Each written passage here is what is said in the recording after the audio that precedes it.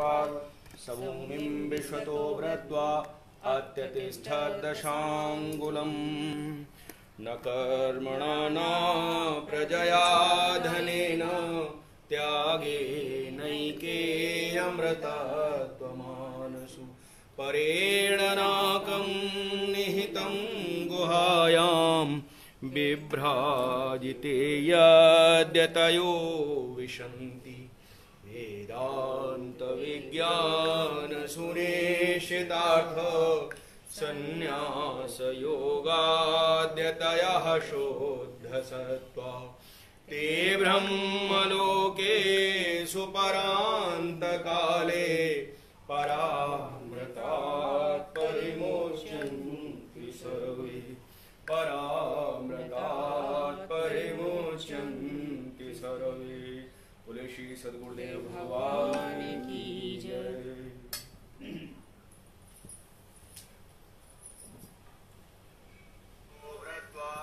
अद्यतिष्ठ्यद्यतयो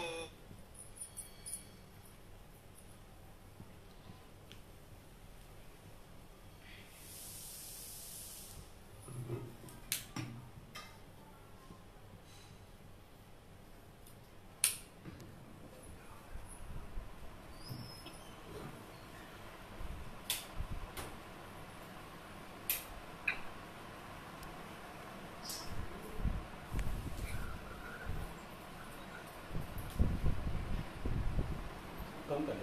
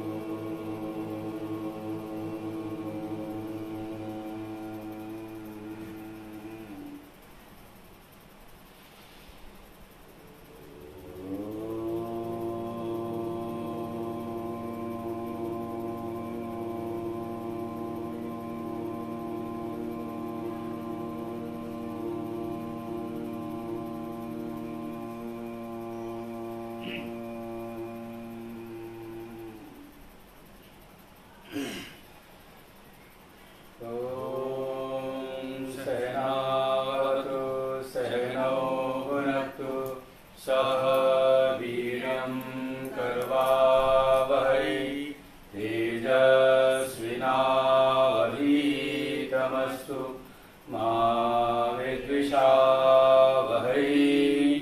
ॐ शान्ति शान्ति शान्तिः। शङ्करं शङ्कराचार्यं केशवं बादरायणं सूत्रभाष्यकृतौ वन्दे भगवन्तो पुनः पुनः। ईश्वरो गुरुरात्मेति मूर्तिभेदविभागिने व्योमवद्व्याप्तदेहाय दक्षिणामूर्तये नमः। सदाशिवसमारम्भां शङ्कराचार्यमध्यमाम् अस्मदाचार्यपर्यन्तां वन्दे गुरुपरम्पराम्। श्रुतिस्मृतिपुराणानाम्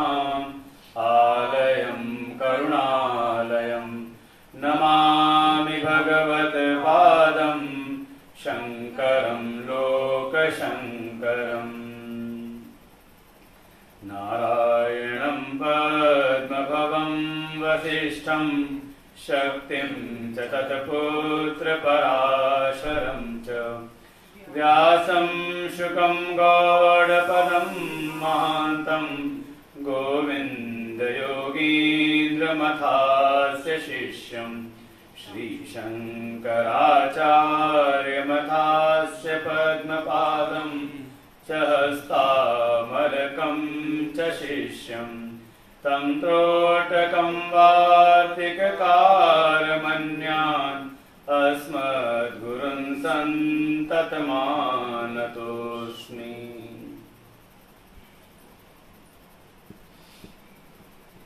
बीसवें मंत्र से पाठ करते हैं। पृष्ठ संख्या 33।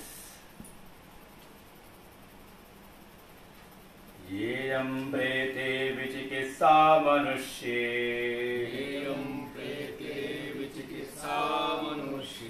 अस्तित्ये नायमस्तीति चैके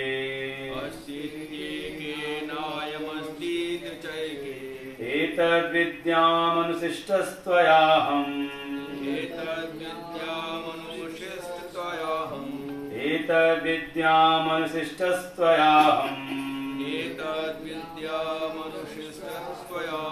वराणामैष वरः तृतीय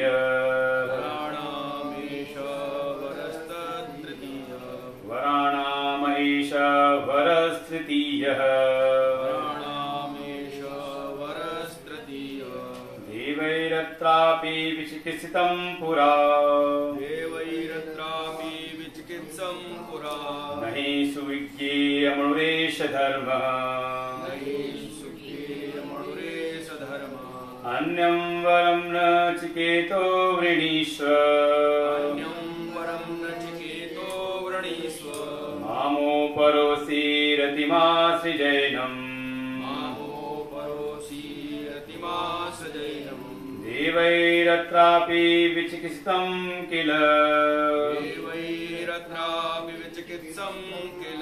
त्वं च मृत्यो यन्न सुज्ञेयमात्थ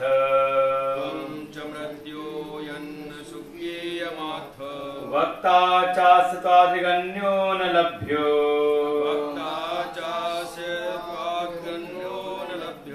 नान्यो वरस्तुल्यैतस्य कश्चित् देवैरत्रापि विचिकित्सितं किल त्वं च मृत्यो यन्न सुज्ञेयमात्थ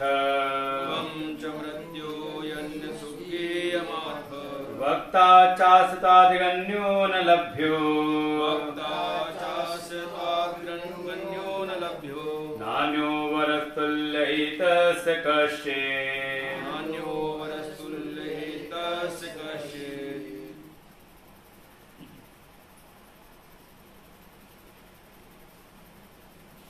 यम देवता ने 3 वरदान दिए नचिकेता को।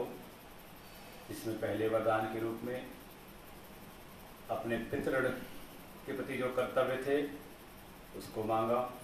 दूसरे में देवऋण के प्रति जो कर्तव्य थे, जो अग्नि विद्या थी, उसको पूछा। अब तीसरे में अपना आध्यात्मिक कर्तव्य है, आत्मज्ञान की प्राप्ति, उसी के विषय में प्रश्न पूछा कि संसार में 2 प्रकार के विचार चलते हैं। 2 प्रकार के लोग हैं जो विचार ऐसा रखते हैं कि एक तो ऐसे हैं कि मनुष्य के मरने के उपरांत उसके देह, इंद्रिय आदि से व्यतिरिक्त कोई एक ऐसा तत्व है जो मरने के बाद भी रहता है। अस्ति इति एके, ऐसा कोई तत्व है जो रहता है। और इसी जगत में कुछ ऐसे भी हैं जो कहते नहीं नहीं ऐसा कुछ नहीं रहता, बस भस्मीभूतस्य देहो का ये देह भस्मीभूत हुआ, इसके बाद कोई ऐसा तत्व न अयम अस्ति, ऐसा कोई तत्व नहीं है। नचिकेता कहते हे यम देवता, मैं आपके द्वारा यही जानना चाहता हूं। एतद विद्याम, मैं इस रहस्य को जान सकूं, आपकी कृपा से अनुशिष्टस्त्वया हम आपसे शिक्षित होकर के आपकी शरण में आकर के आपके द्वारा श्रवण करके मैं इसी रहस्य को जानना चाहता हूं, इस विद्या को मैं जानना चाहता हूं। यही मेरा वराणाम एष वरः तृतीय, ऐसा मेरा ये तीसरा वरदान है। आप मुझको इस तीसरे वरदान के रूप में इस मरण संबंधी कि मरने के उपरांत क्या आत्मा रहता है या नहीं रहता है, ऐसा मैं जानना चाहता हूं। और देखिए केवल नचिकेता का ही नहीं ये संदेह है, कल भी हमने देखा तो 2 पार्टी हो गई।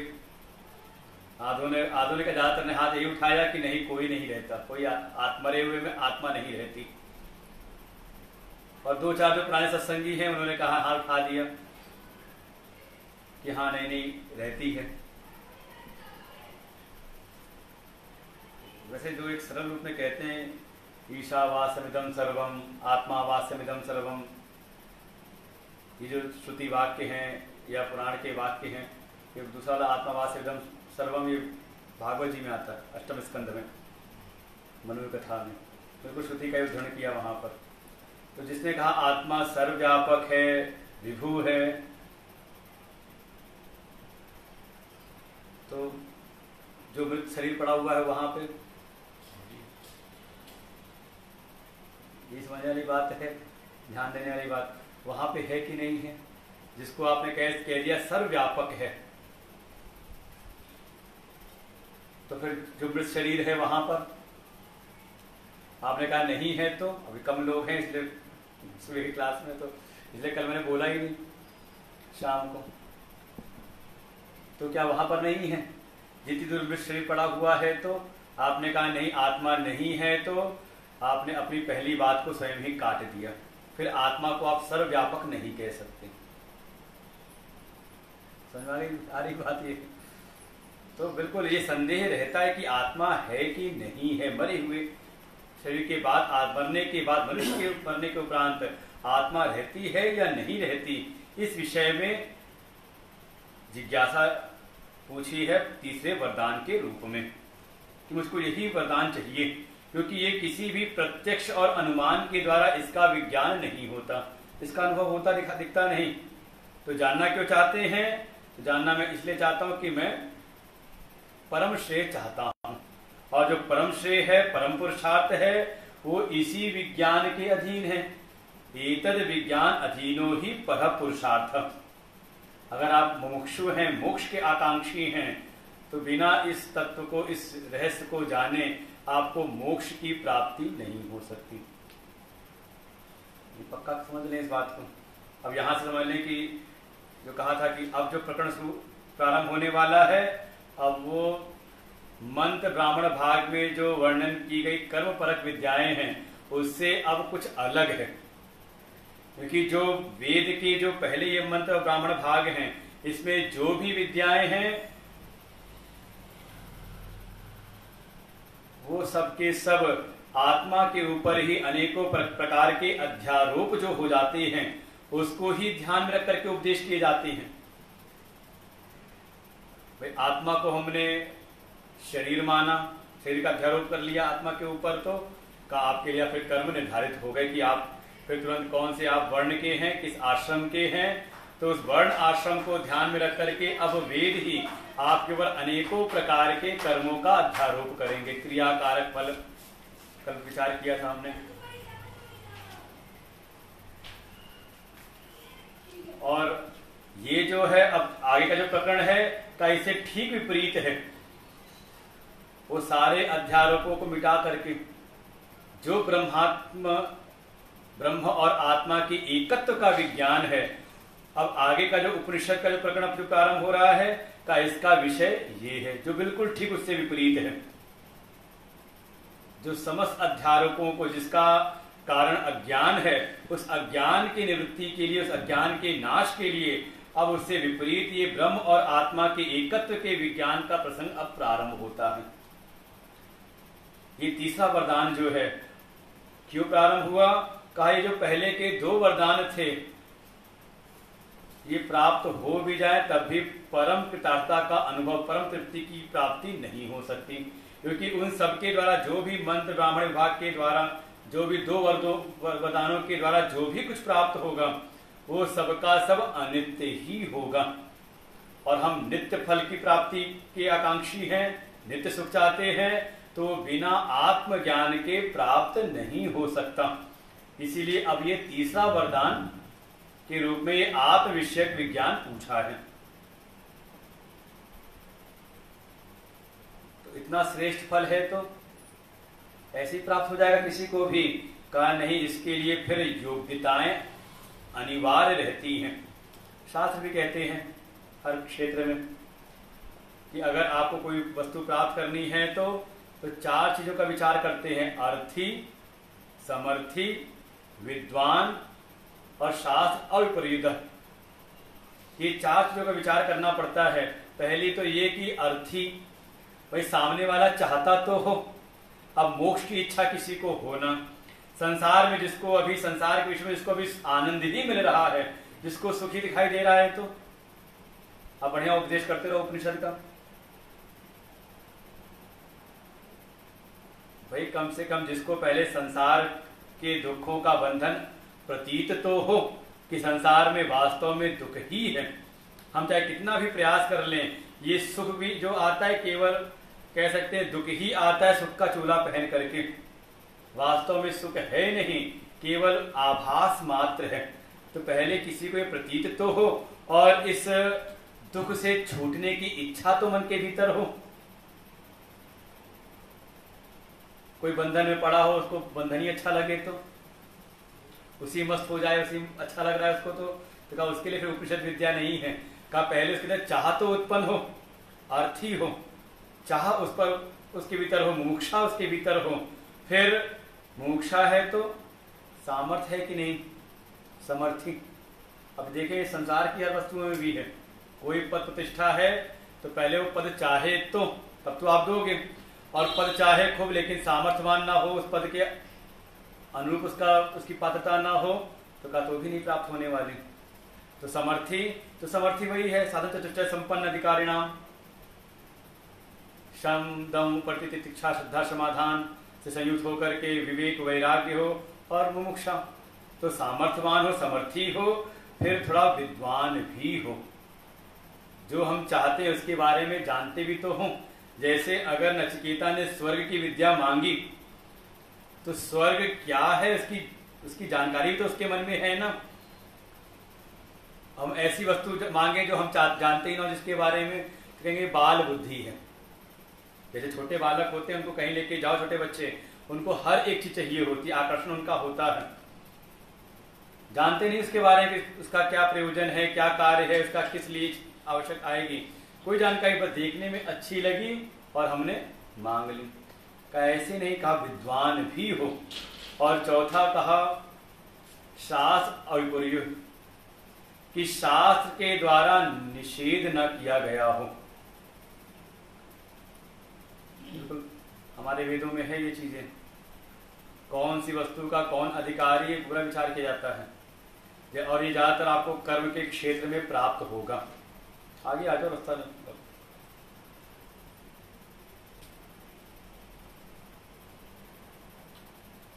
जहां कर्म कांड की बात आएगी, यज्ञ की बात आएगी, तो कौन सा यज्ञ कौन से वर्ण का व्यक्ति कर सकता है सब निर्धारित है वहां पर। वहां भेद आपको दिखाई देगा कर्म के मार्ग में। क्यों? क्योंकि कर्म के मार्ग में शरीर की अनिवार्यता होती है।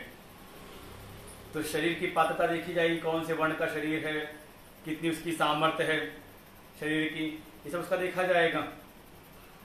हाँ, जब बात आएगी भक्ति की और ज्ञान की, तो वहां शरीर का महत्व नहीं, बल्कि वहां महत्व है अंतःकरण का, हृदय कैसा है उसका, मन बुद्धि कैसी है, बुद्धि सात्विक है कि नहीं, बुद्धि ब्राह्मणी है कि नहीं।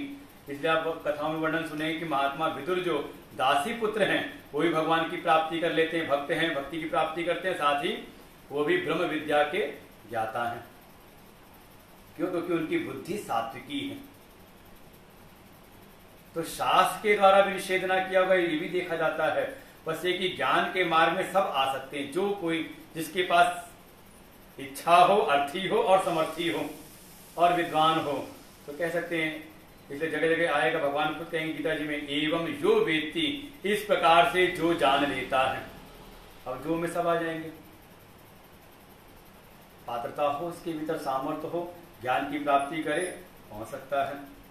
तो है अर्थी, समर्थी, विद्वान, शास्त्र और परियुक्त का शास्त्र के द्वारा निषेध न किया गया हो। ये चार चीजें जांची जाती हैं हर वस्तु के लिए। तो ऐसे ही इस आत्म विषयक ज्ञान के लिए भी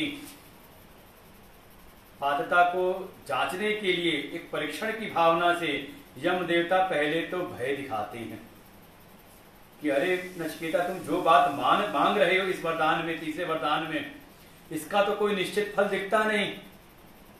भाई तुमने जो पूर्व में वरदान मांगे वो देखो तुरंत फल मिल गया तुम्हें।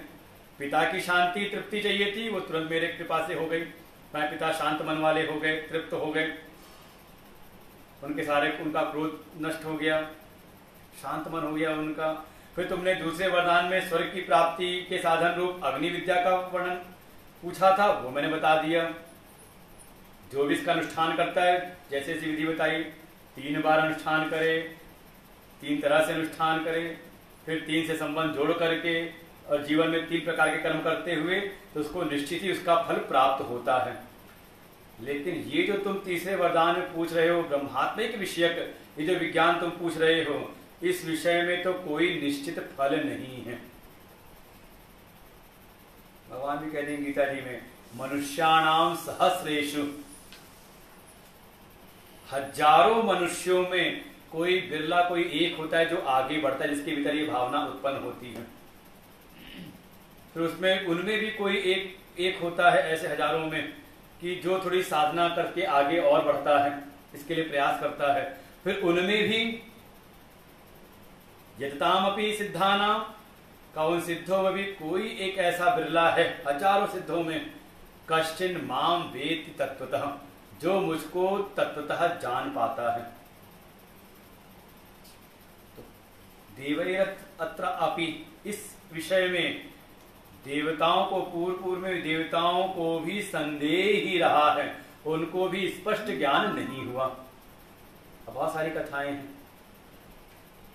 एक समय दैत्यराज विरोचन और देवराज इंद्र दोनों पहुंचे प्रजापति ब्रह्मा के पास में, और ब्रह्मा जी ने उनको जब उपदेश किया, पहली बार जो दक्षिणानेत्र के उपदेश किया, तो विरोचन तो कुछ और समझ के वापस चले गए, और इंद्र के मन में संदेह रहता है, क्योंकि जो फलश्रुति है कि ऐसा सुना है कि जिसको उस तत्व का बोध हो जाता है उसके जीवन में शोक और भय नहीं रहता। लेकिन वापस चलते समय उनको लगता है मेरे चित्त में तो अभी भी शोक है, भय है, कि पता नहीं अभी कोई साधना करे, अभी दैत्य आके आक्रमण कर दें, तो मुझे भय लगा हुआ है। तो संदेह रहा, तो पुनः फिर वापस गए, लगभग 3 बार गए वापस ऐसे ही। तो देवताओं को भी इस विषय में संदेह रहता है, निश्चित ज्ञान होता नहीं। क्यों? क्योंकि ये जो धर्म है, ये जो ज्ञान है, बहुत ही सूक्ष्म है, न ही सुज्ञेयम, सुगमता से प्राप्त होने वाला नहीं है, इसलिए इसका कोई निश्चित फल नहीं है।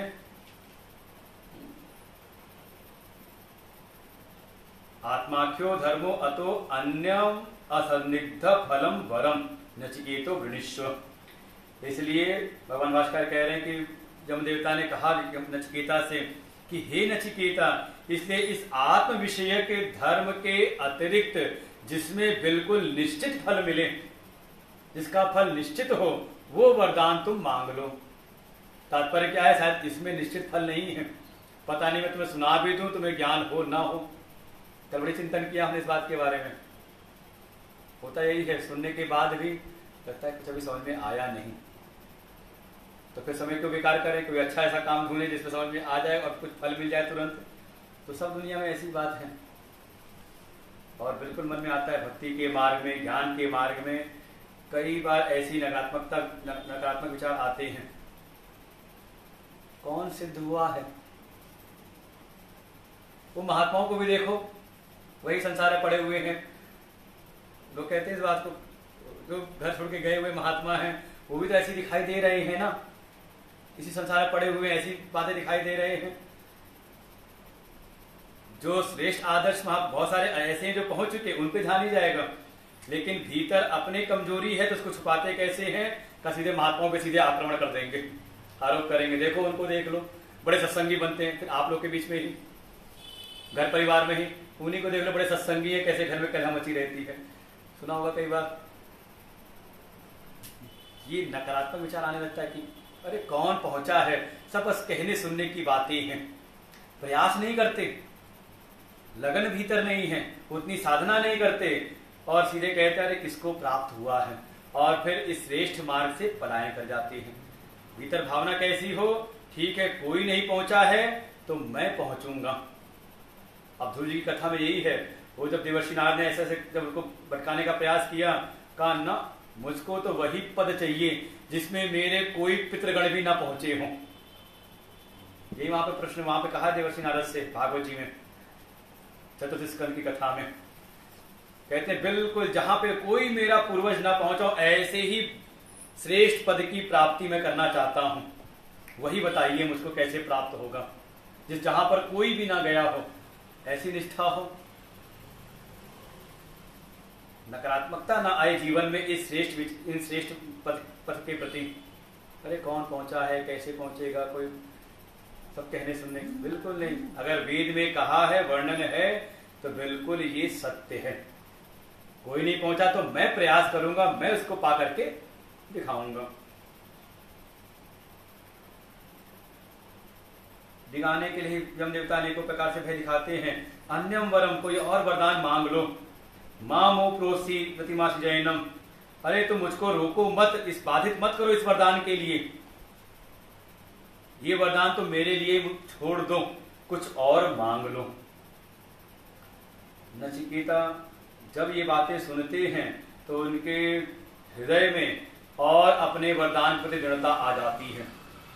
कहते हैं हे मृत्यु देवता, आप ही से मैं सुन रहा हूं कि देवताओं को भी पूर्व में इस विषय में संदेह रहा है।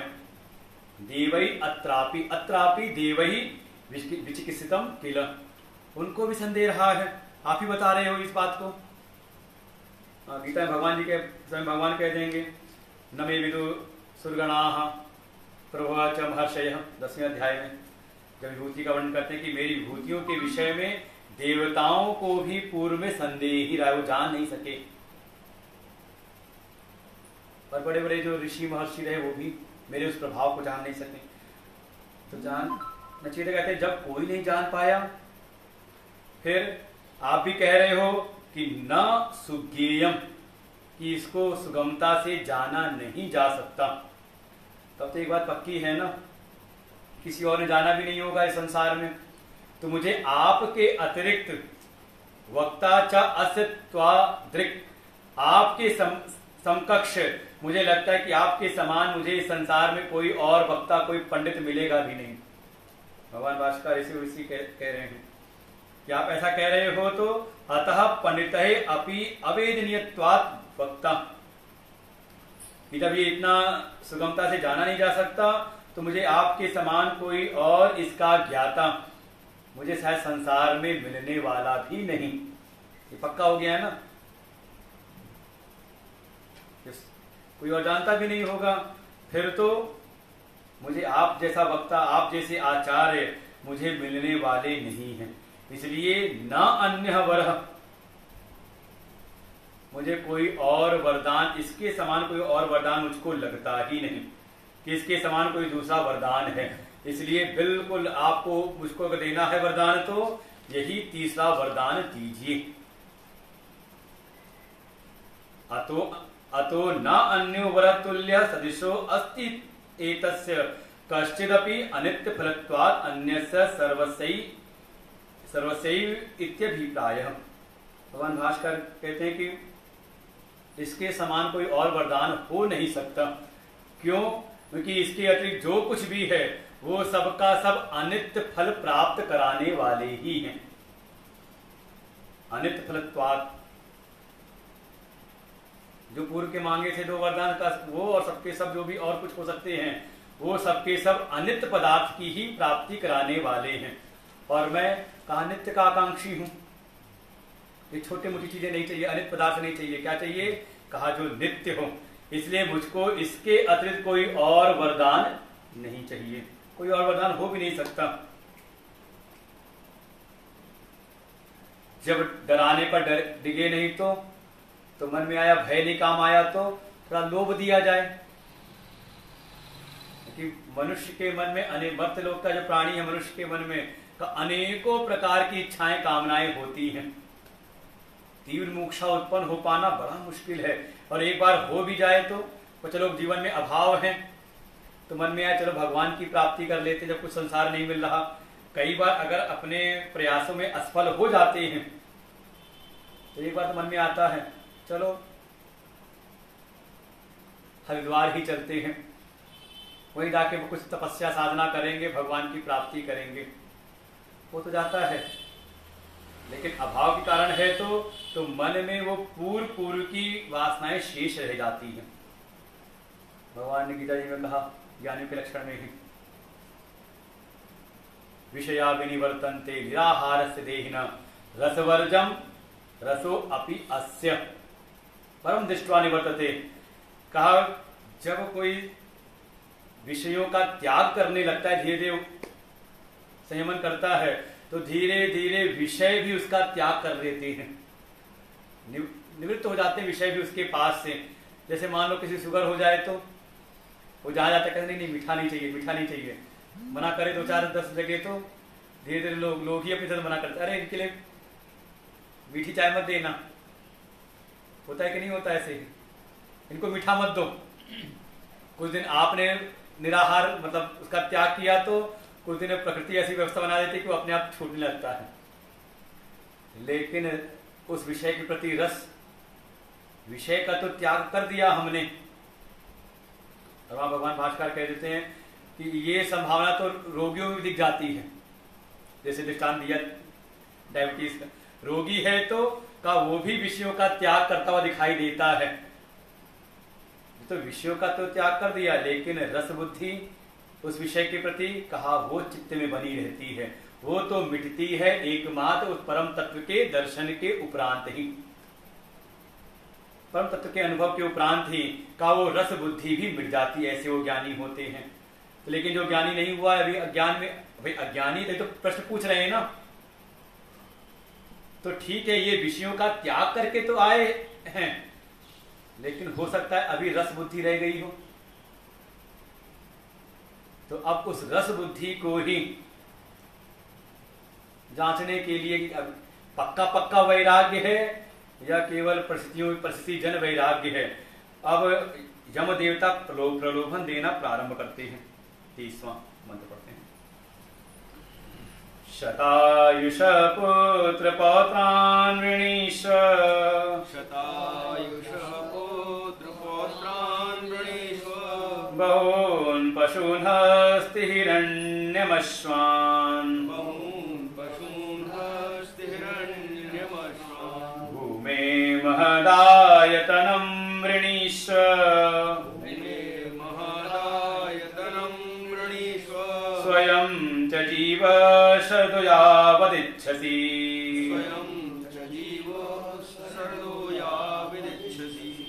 शतायुष पुत्र पौत्रान् वृणीष्व, शतायुषः पुत्र पौत्रान् वृणीष्व, बहून् पशून् हस्ति हिरण्यमश्वान्, बहून् पशून् हस्ति हिरण्यमश्वान्, भूमे महदायतनं वृणीष्व, भूमे महदायतनं वृणीष्व, स्वयं च जीव शरदो यावदिच्छसि, स्वयं च जीव शरदो यावदिच्छसि।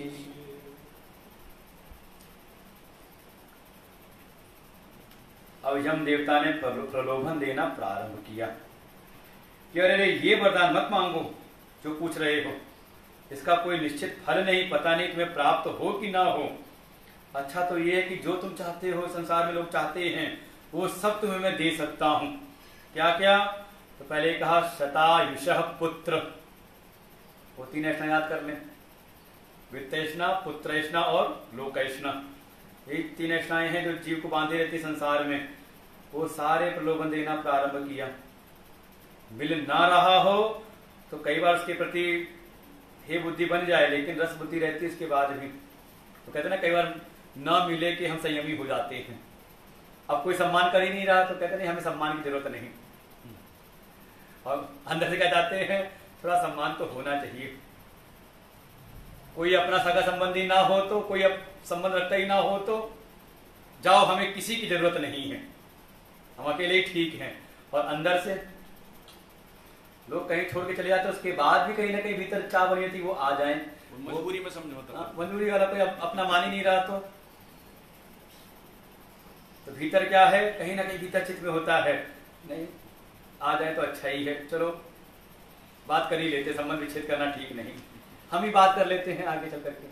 तो ये कहीं ना कहीं भीतर रहता है, तो उसी को यहाँ पर एक प्रलोभन के रूप में यम देवता दे रहे हैं कि सबसे पहले कहा शतायुषा पुत्र। अरे मर्त्यलोक में यही तो है कि पुत्र पौत्र हो जाएं। सहस में क्या था, सरसो गृहस्थो लोको पुत्र पौत्रान समन्वित। भागवत जी में जब आत्मदेव को सन्यासी मिलते हैं, कहते हैं ये सब संसार प्रजा की वासना को त्याग करो, सन्यासे सर्वथा सुखम, सन्यास भी सुख है। वो कहते हैं सन्यासा सुख एव ही। आत्मदेव कहते सन्यास में जब यहाँ कोई अपना प्रेमी कोई हो ना, विषय विलास हो ना, ऐसा सन्यास तो बहुत ही नीरस है। तो सरस क्या है का गृहस्थो सरसो लोक, गृहस्थ ही सबसे सरस है यहाँ पर। क्यों? पुत्र पौत्रान समन्विता, जहाँ पुत्र पौत्र खूब ढेर सारे रहते हैं वहीं पे थोड़ा रस मिलता है। तो ये सबसे पहले कहा शतायुषः पुत्र, 100 वर्ष की आयु वाले, 100 वर्ष की आयु वाले पुत्र ले लो। फिर कहा अरे पुत्र ही नहीं पौत्र भी ले लो, पौत्रान वृणीष्व, 100 वर्ष की आयु वाले पुत्र पौत्र मांग लो। अच्छा बच्चे तो खूब हो जाए, खाने को ना हो तो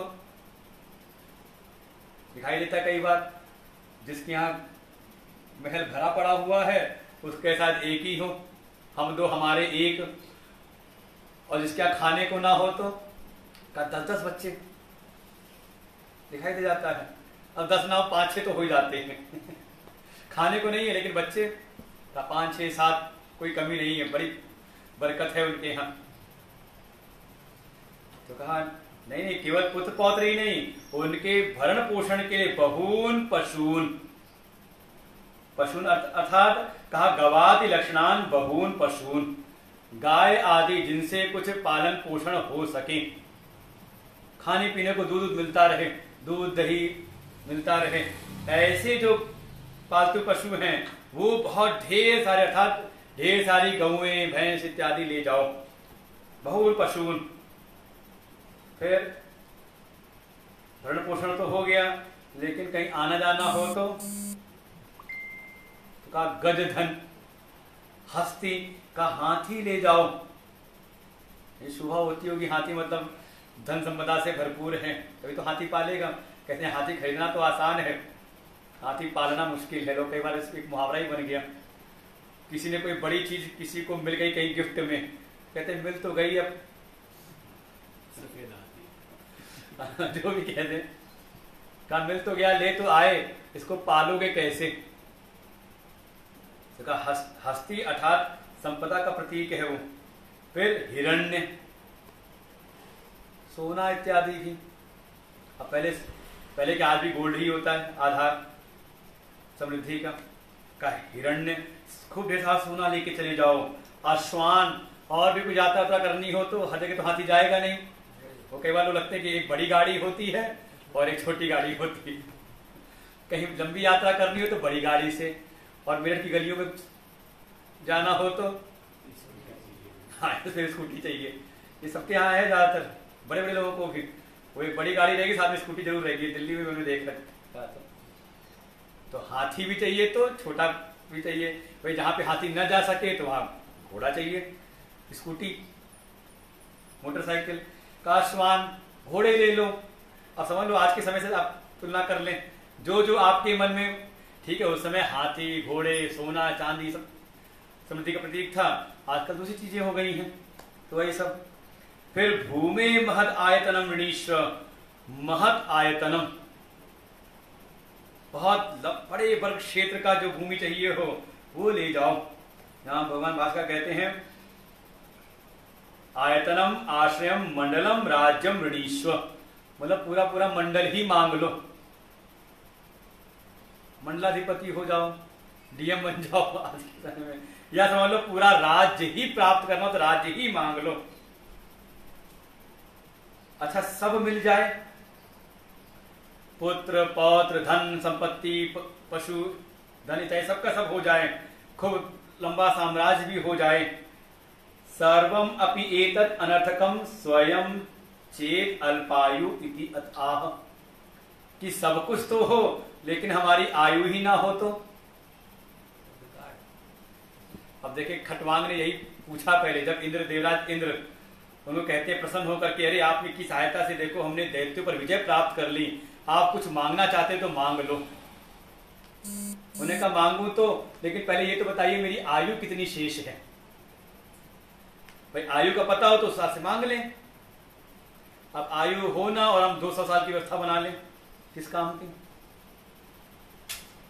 तो देवराज इंद्र बताया मुहूर्त मात्र, केवल मुहूर्त मात्र बची है, 2 घड़ी का, जब 2 ही घड़ी बची है तो अब मांगे क्या करना है, वहीं बैठ के आसन सिद्ध कर लेते हैं अपना, और आत्मा और आत्म ब्रह्मात्मिक विज्ञान उत्पन्न करके कहा मोक्ष प्राप्त कर लेते हैं। तो स्वयं की अगर आयु ना हो तो ये जितना कुछ भी सबका सब अनर्थक है। इसलिए कहते हैं स्वयं च जीवम त्वम जीव धारय शरीरम समग्र इंद्रिय कलापम शरदो वर्षाणी यावत् इच्छसि जीवितुम, कि तुम अपने लिए भी स्वयं च जीव, स्वयं भी अपने जीवन अपने देह धारण के लिए तुम जितने वर्ष चाहते हो, यावत् इच्छसि, जब तक जीना चाहो तब तक तुम जीवन प्राप्त कर लो। सीधे कह दे तो जैसे भीष्म पितामह को इच्छा मृत्यु का वरदान प्राप्त था, ऐसे तुम इच्छा मृत्यु का वरदान ले लो। बूढ़े होकर के नहीं कहा, समग्र इंद्रिय कलापम, समस्त इंद्रियों की शक्ति सामर्थ्य के साथ में तुम जब तक चाहो तब तक जीवन प्राप्त कर लो। वो लगा कि शायद कुछ फर्क पड़ा नहीं सुन करके प्रलोभन, ऐसा होता है कुछ देने लग जाए तो तुरंत व्यक्ति हाथ बढ़ाता है या कुछ अपना ऐसे कुछ एक्सप्रेशन अपने जाहिर करता हो, लगता है कि हाँ उसको अच्छा लग रहा है, दिया लेके चला गया, लेकिन शायद बिल्कुल ध्यान न दिया हो नचिकेता ने, लगा कुछ पसंद नहीं आया, कुछ नया दिखाइए। दुकानों में ऐसे ही होता होगा, वो भी दुकान सजा दी उसने, कोई रिएक्शन मिला नहीं, अच्छा आपको बिल्कुल अब नया वाला दिखाता हूँ जो भी नया मंगाया है, निकाल के सामने रखा।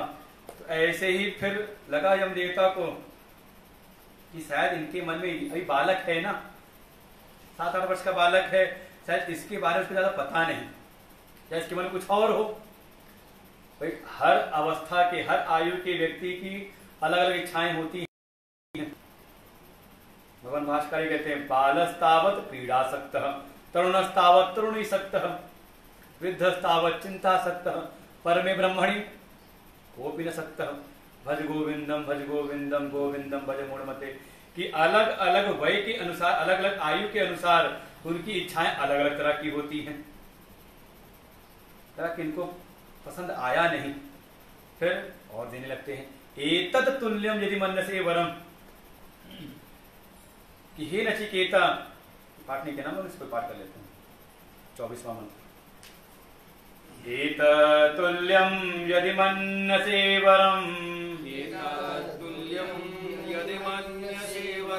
वृणीश वित्तं चिरजीविकां च, महाभूमौ नचिकेतस्त्वमेधि,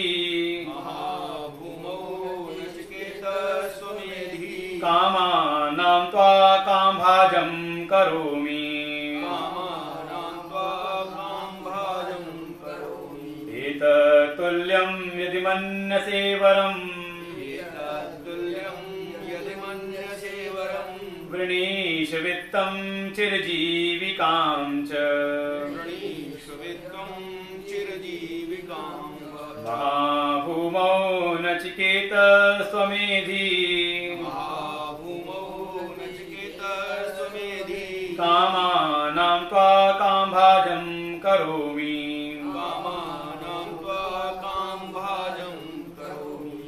कहते एतत् तुल्यं यदि मन्यसे वरम वृणीश्वर कि हे नचिकेता अगर तुम्हें ये बात समझ में नहीं आती जो मैंने तुम्हें बताया अभी तो इसी के समान कोई और वरदान अगर तुम चाहते हो तो वो मांग लो।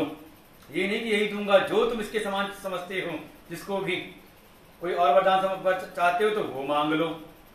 फिर वित्तम धन मांग लो,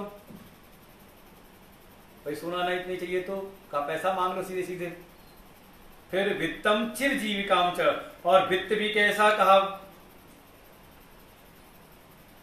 ऐसा वित्त ले लो कि वो उसमें हमेशा मिलता रहे, मतलब कोई ऐसी एक्टिविटी हो जाए कि इसका हर महीने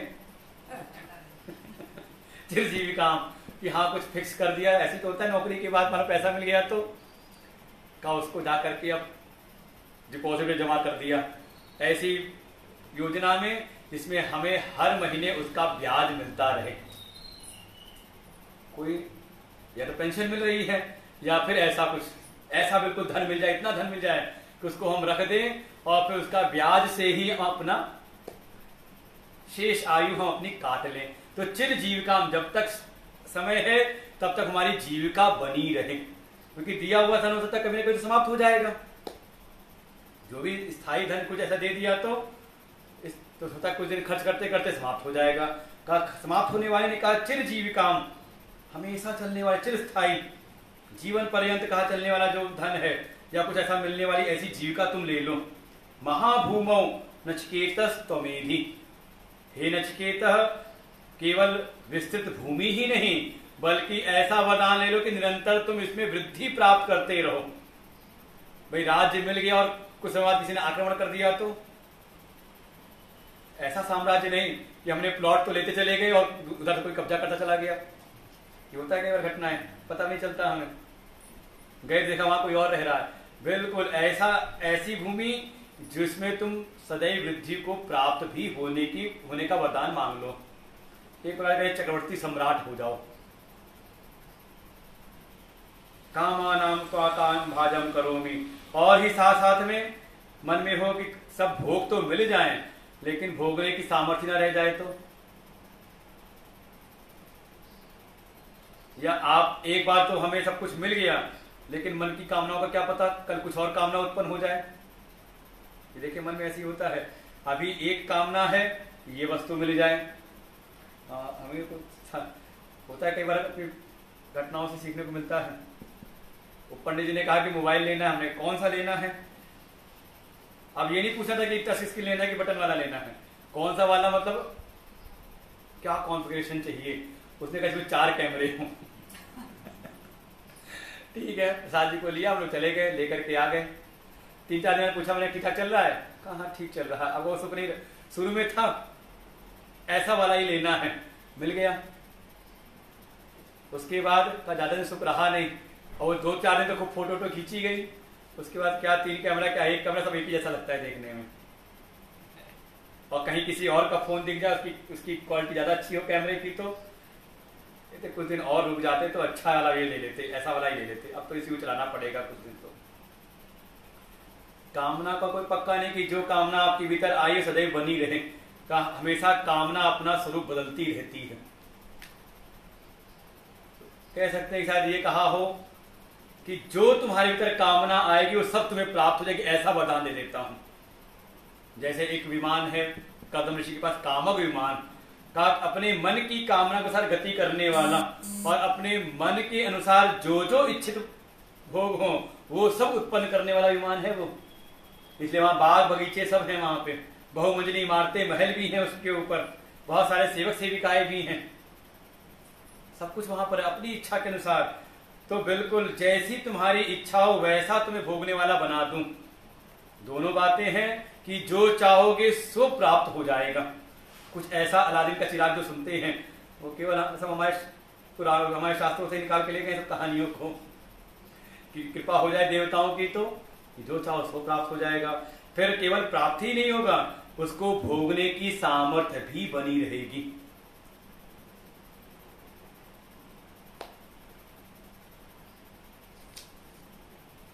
काम भाजम काम भागिडम कामारहम, कि उसके तुम योग भी, काम को भोगने के योग भी बने रहोगे, वो योग्यता भी मिलती रहेगी तुम्हें। सत्संकल्पो ही अहम देव, बिल्कुल मेरा जो संकल्प है सत संकल्प है, जो कह रहा हूं सब प्राप्त हो जाएगा। देखा अभी कुछ फर्क पड़ा नहीं नचिकेता के मन के ऊपर, बिल्कुल स्थिर चित खड़े नचिकेता। लगता है उनके मन पक्का है कि नहीं नहीं ठीक है, मतलब जो मैंने मांगा है कुछ विशेष है, तभी तो वो नहीं दे रहे हैं, उसके बदले ये सब कुछ देने को तैयार हो गए। यम देवता और प्रलोभन बढ़ाते हैं, कहते हैं ना कीमत बढ़ाते हैं। कोई आदमी न दिए तो व्यक्ति कहता है मूल्य बढ़ाता है, कीमत बढ़ाता है कि हाँ चलो इतना नहीं इतना ले लो। ये कई बार होता है समाज, जैसे नीलामी हो रही हो। तो उसके उपरांत और आगे हम लोग 25वां मंत्र पढ़ते हैं। ये कामा दुर्लभा मर्त्यलोके, कामा दुर्लभा मर्त्यलोके, सर्वान् कामान् छन्दत प्रार्थयस्व, सर्वान् कामान् छन्दत प्रार्थयस्व, सर्वान् कामान् छन्दत प्रार्थयस्व, सर्वान् कामान् छन्दत प्रार्थयस्व।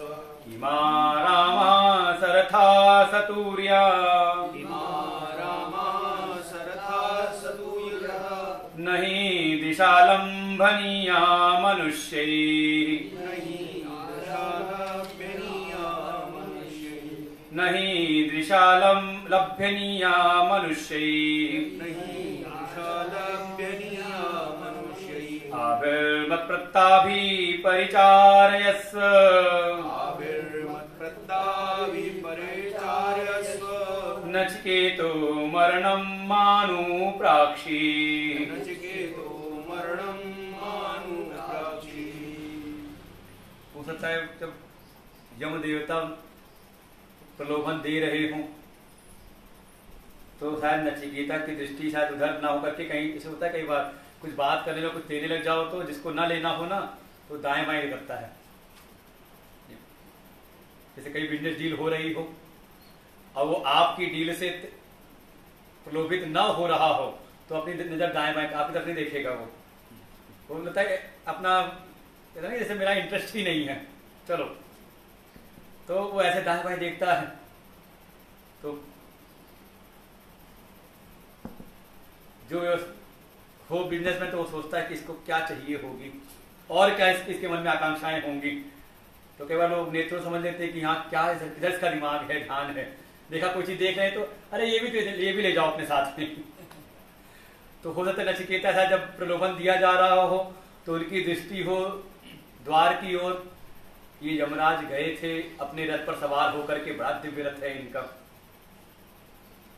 अरे कुछ नहीं हो, गुरु जी की गाड़ी पे सबकी ध्यान रहती है, दृष्टि रहती है।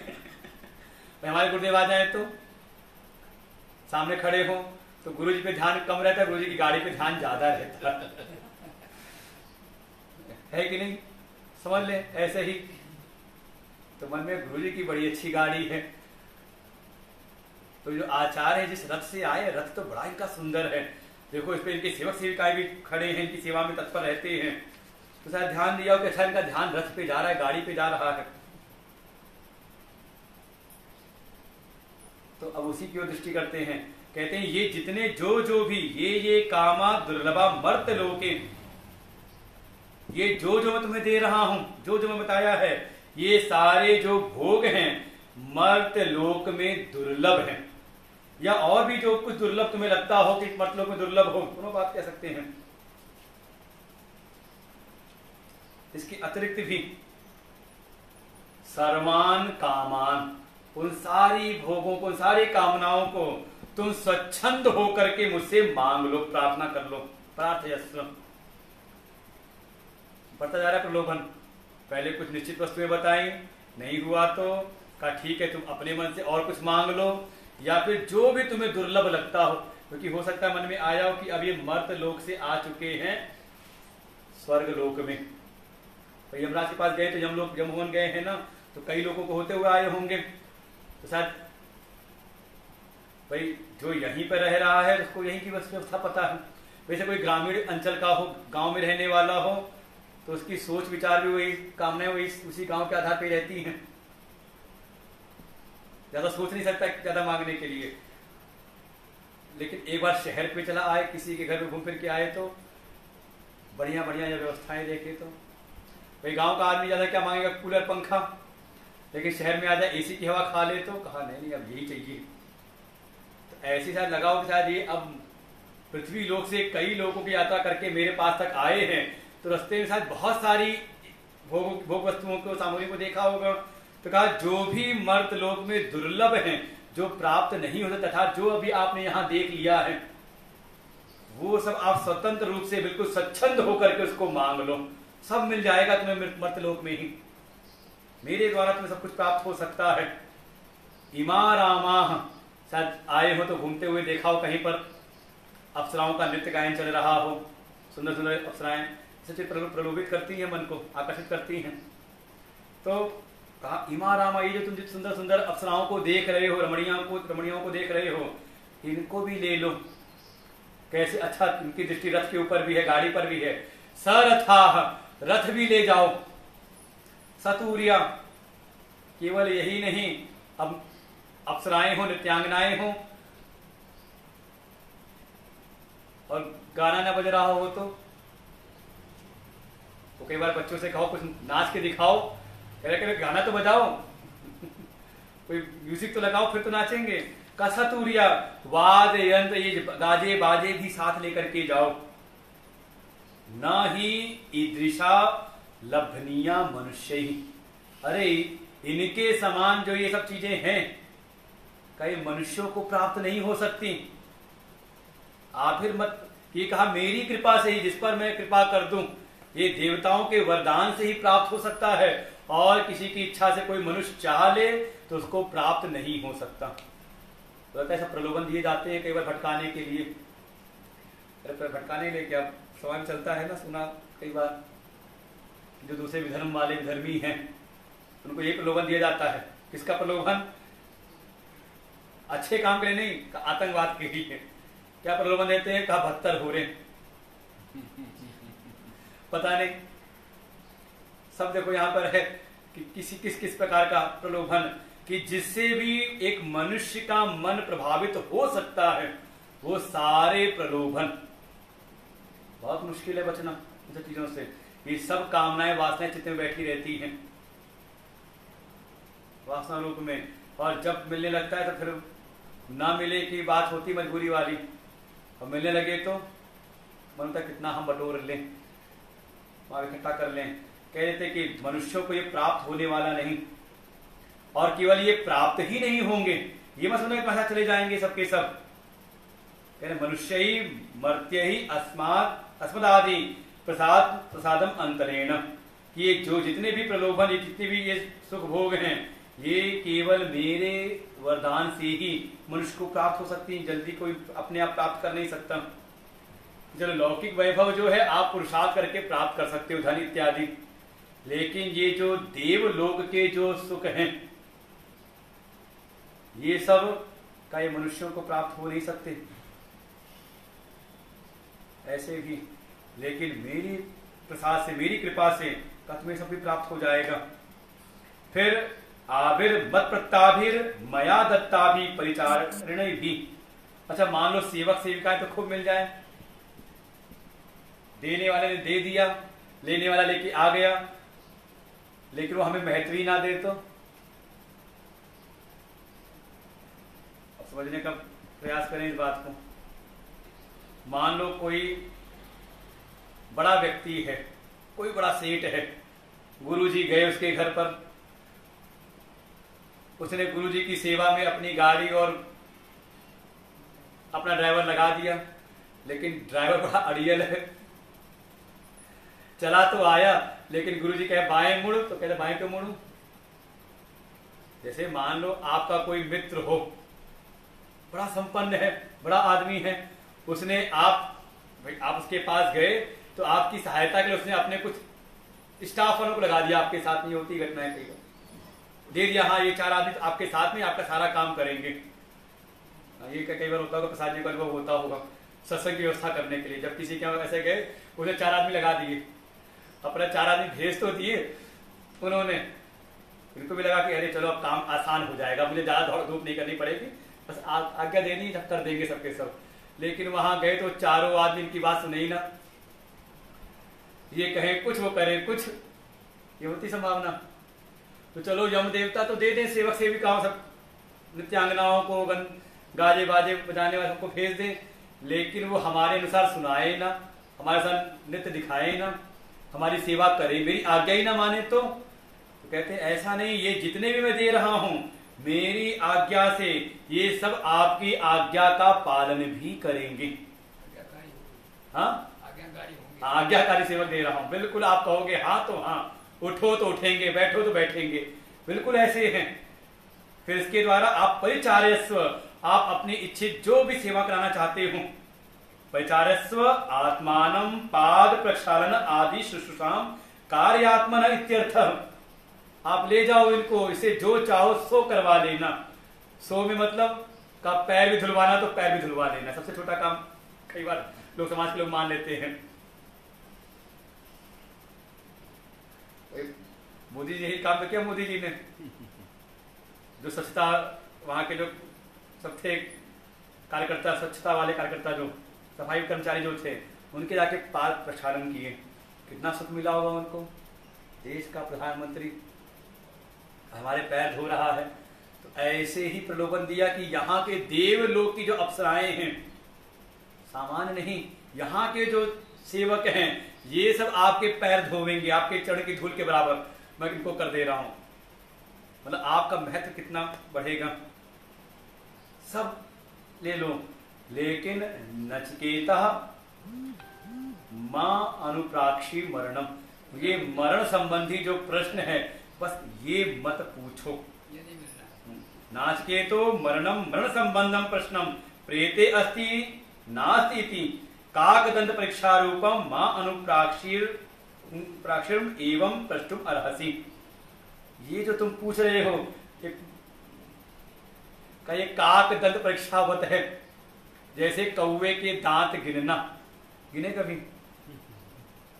गिन के आना का दांत होंगे तब तो गिनेंगे, लेकिन कोई यही बैठा होता है कौवे के दांत गिनने हैं, तो क्या है एक प्रकार से कोई मिथ्या प्रलाप में लगा हुआ हो, व्यर्थ के प्रलाप में, जो हो नहीं सकता वो कोई करने लगा हो। ऐसा ही ये आत्म विषय ज्ञान है कि मरण के बाद जो ये प्रश्न ने पूछा मरण संबंधी कि वो आत्मा रहता है या नहीं रहता, ये ऐसा ही प्रश्न है। इसलिए मां अनुप्राक्षण एवं, इस प्रकार इसको मत पूछो, उचित नहीं तेरा ये पूछना, कुछ और मांग लो। लेकिन बिल्कुल इन सारे प्रलोभनों के उपरांत भी भगवान भास्कर कहते हैं एवं प्रलोभ्यमानोपि नचिकेता महाहृदवत् अक्षोभ्य आह, जैसे कोई बड़ा सरोवर हो, जल स्रोत हो, वहां 2-4 बूंदे गिरने से वहां कोई फर्क नहीं पड़ता। जैसे समुद्र में कितनी भी नदियां आ जाए उसका कोई फर्क पड़ता नहीं। 2 दिन से फोन नहीं आता, जाएंगे जूम वाले।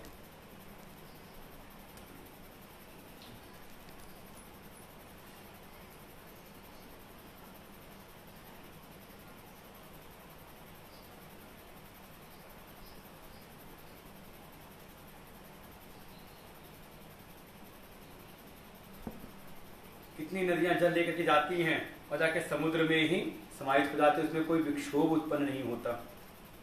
बड़े जल का स्रोत हो तो थोड़ा बहुत उसमें जल कोई निकाल ले या कोई डाल दे, नदी में आप एक बाल्टी जल फेंक दो तो उसमें कोई फर्क परिवर्तन आने वाला नहीं। बिल्कुल ऐसे ही ये सारे प्रलोभन नचिकेता हृदय में बिल्कुल भी क्षोभ उत्पन्न नहीं करते, कुछ उत्पन्न नहीं, कुछ होता ही नहीं, अक्षुब्ध, बिल्कुल अक्षोभ्य आह रह करके। अब नचिकेता आगे अपने मन की बात कहते हैं, लगभग समापन तक 4 मंत्रों में अब नचिकेता की मन स्थिति है। और बिल्कुल आप देखें तो जो आपने पढ़ रखा है वेदांत का अधिकारी, तत्व जिज्ञासा का मुमुक्षु उसके भीतर कौन कौन सी पात्रता होनी चाहिए वो सब अब यहाँ पर वर्णन है। जो हम सुनते हैं विवेक होना चाहिए, वैराग्य होना चाहिए, शम दम उपरति तितिक्षा श्रद्धा समाधान और दृढ़ मुमुक्षा, कहा ये सब की सब पात्रताएं अब नचिकेता की यहाँ पर उसके वचनों से व्यक्त होती हैं कि बिल्कुल जो भी प्रलोभन दिए थे उन सब की निस्सारता को यहाँ पर नचिकेता अपने विवेक के द्वारा यहाँ पर सिद्ध कर देते हैं। तो हम लोग शाम को देखते हैं। आज शाम को ये वल्ली पूरी हो जाएगी। आज 5वां दिन है,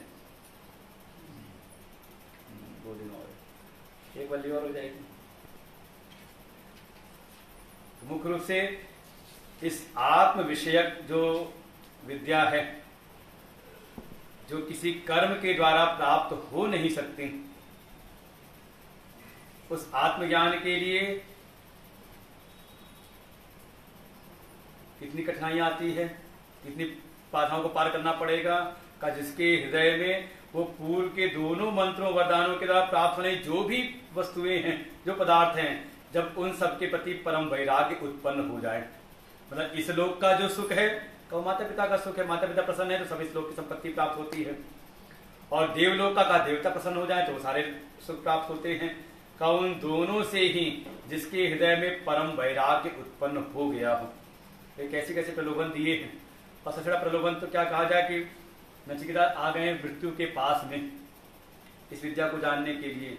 अर्थात अगर जीवन के बदले भी अगर ये विद्या प्राप्त हो तो प्राप्त करने में संकोच नहीं करना चाहिए।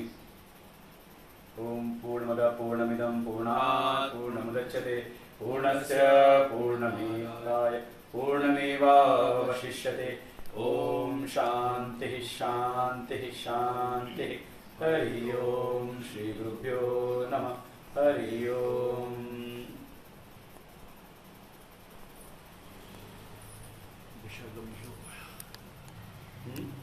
गंभीर हो